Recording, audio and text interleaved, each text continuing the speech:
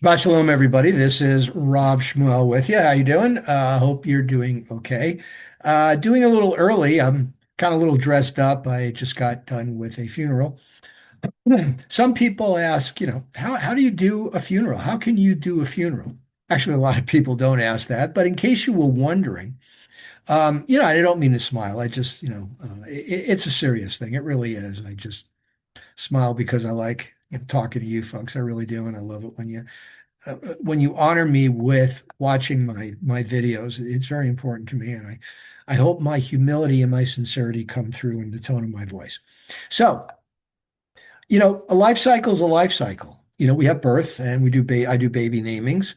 We teach the kids. We have bat mitzvahs. The girls and the boys, they study a portion of the prophets.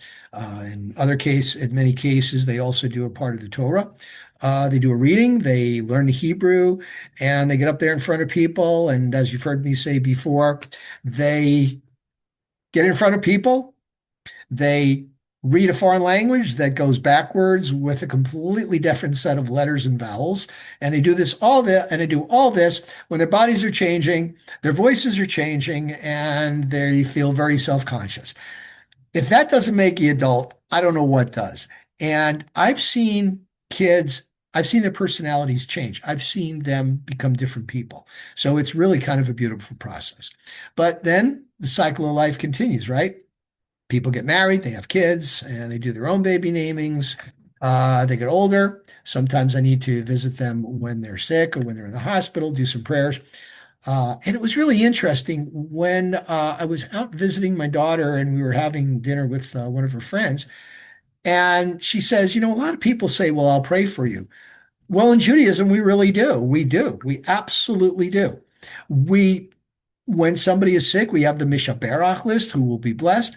And most people hear us say that Saturday mornings, but when I pray, I do it at least once a day for people, sometimes two or three times. And we say a prayer and we ask God to restore their health to them. When people die, we have two lists. We have a weekly list where it's the anniversary of the loved ones passing. And then we have the first year after they've died, the first year they've died. According to Jewish tradition, that person is in purgatory. Now, it's not the purgatory that it's our vision of purgatory is different than what you may have heard. All it is, it's like a green room. It's a holding place, right? While you're waiting to go to the next place, the world to come, if it's heaven, if it's another life, which by the way, we believe in. We believe in transmigration of the souls. And in that year, this is why we say the mourner's Kaddish. It's a sanctification. We're sanctifying God's name. Therefore, we're doing a mitzvah for someone who is nobody, no longer capable of doing a mitzvah, and we're doing it for them. It's also a tradition to donate in that person's name. And by donating, you're doing tzedakah, you're doing justice, charity on behalf of their name. And that's what we do when people die. We don't do flowers because that's a sign of life.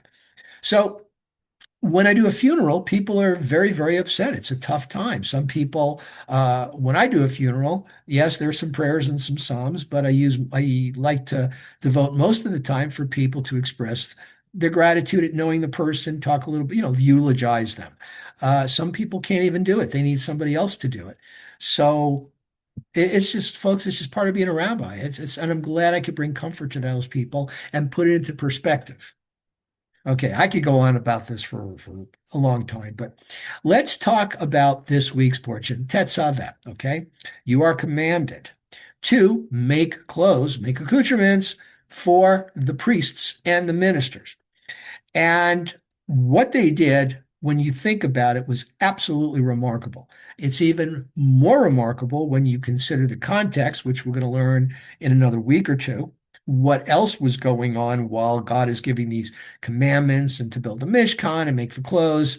What else is going on? I think you know where I'm going with this, but let's wait till we get there, and then we'll view this in retrospect. But the high priest, the head priest, had 8 pieces of garment, had a turban, had this little crown thing called the tzitz. Yes, it sounds like tzitzits because the word tzitz mean to gaze, to look on something. And when you're looking on it, It helps to facilitate atonement. So they also had a robe, they had an apron, they had the breastplate with all the stones in it, into which they put God's name. And when they wanted an answer, when they wanted to communicate to God, it was kind of supernatural. The answer would light up on the stones. They had the name of each of the tribe on the stones, and you kind of had to guess. You had to put the letters in order. Now, some sages have comments, well, wait a minute, there's two letters missing that do not appear in any of the among all the 12 names of the tribes. And the sages talk about how they arrive at that, how they do it anyway. Um, so what went into making this? You had actually four types of yarn. You had three types: and turquoise, scarlet, and what was the other one? Blue, purple. Purple, scarlet, and turquoise. And yes, those are royal colors when you think about it. And those are the colors that the priest's garments were made with. Those yarns, they were made into yarns. They were twisted linen, and they were also interwoven with a gold, or the thread of gold. Actual gold was hammered out and it was cut, and there was a thread of gold, actual gold, that was woven into that. So all the priestly clothes had gold and yarn in it. Okay. And you think, oh, okay, that's nice. But remember, folks, this is 3,500 years ago. It's not like you go to a shop and you say, okay, make me a coat, of blue, of scarlet, turquoise, and purple yarn, and maybe some gold. Oh, okay, we'll take a ingot of gold, we'll flatten it out, we'll put it on a machine, and we'll have it, just kind of as it feeds into it, it cuts it. They didn't have any of that. They had to do this all by hand. They had to make the yarn by hand. They had to dye it. They had to hammer out the gold, and they had to like really cut it. So when you read about the two guys, Belzlal and gosh, the other guy, the guy from Don, tribe of Don, remind me. I'll tell you who he was when we get there if I don't remember it during the course of this. But these guys could do that. Okay, they had that gift. God had, yes, blessed them with those gifts, and they were able to do all this. Now, I think Bezalel from the tribe of Judah was the guy that did a lot of the construction, making the Mishkan, the poles, the planks, boring holes through the wood so they could put those holes in there so it stayed up when they assembled it. And then the guy from Don, Aholiab, there we go, was the guy I think that did the linen. I'm not sure, but we'll check on it and I'll get back to you on that. But he's the guy that did the weaving. Now, they aren't the only two that did this. They had other people, but think of them as the general contractors that basically led the construction of all this. So, why so flamboyant?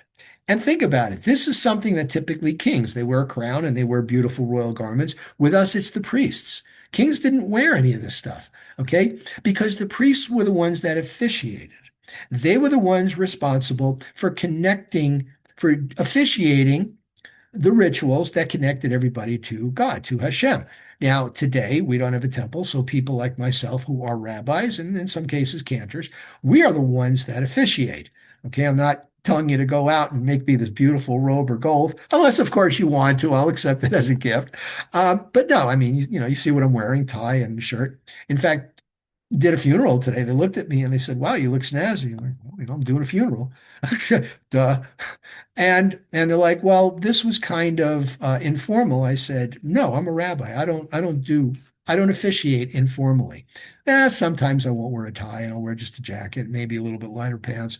Uh, but I'm representing God. I'm officiating. This is what I look. This is my outfit. This is my uniform, if you will. We have to look good. We have to inspire, sincerity and respect and honor and all that. And we're representatives of God. Okay, so we're the ones that are officiating.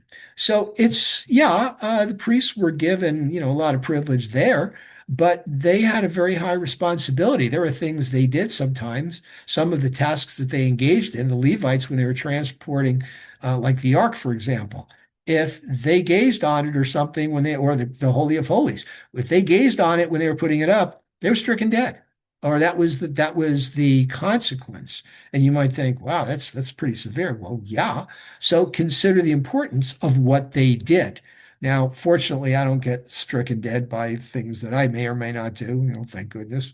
Um, but I know that I understand that if I do something wrong as a rabbi who studies this, and that's my job, that's why I have this honor and this title, because it's my responsibility to know all this stuff so I can help you get through like a funeral, right? And do it the right way so that emotionally you can grieve and you can put it in its place, right? So it's an awesome responsibility. So I'm held to a higher standard and I'm fine with that. I'm okay with that. I take that as an honor. So anyway, all right. Shabbat Shalom. Thank you as always for listening and see you at services.